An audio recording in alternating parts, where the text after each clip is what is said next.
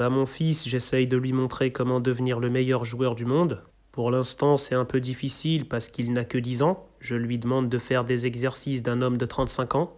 J'essaye de lui apprendre à bien faire des exercices, à bien récupérer, bien dormir et surtout à bien s'alimenter. Des fois, il boit du coca et il mange des chips, mais je suis toujours là pour lui rappeler qu'ici on est chez les CR7, on n'est pas chez les Pierre Ménez 7. Des fois, j'essaye de lui mentir et de lui faire croire qu'on est en Hesse, comme ça le poussera à faire des efforts. Mais quand il me voit me déplacer en jet privé, là il comprend directement que la Hesse n'est pas chez nous. La dernière fois, je lui dis que pour être le meilleur, il fallait se lever tôt et travailler dur. Il m'a dit mais pourquoi faire ça? On est riche. Au début, je l'ai engueulé très très fort. Je lui ai fait la morale, je lui ai remonté les bretelles, et il s'est remis au sport et il s'est remis au travail directement. Mais après, en y réfléchissant bien, je me suis dit que ce petit n'avait pas tort finalement.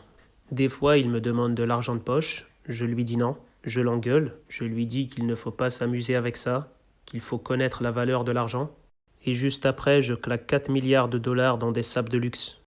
La dernière fois, j'étais avec mon fils, je me suis acheté un vélo et je lui ai dit que nous n'avions pas besoin d'énormément de choses pour être heureux, que la valeur de l'être humain ne se résume pas à la valeur de ses biens. Ensuite, nous sommes rentrés à la maison et je suis revenu seul m'acheter 45 Lamborghini de toutes les couleurs.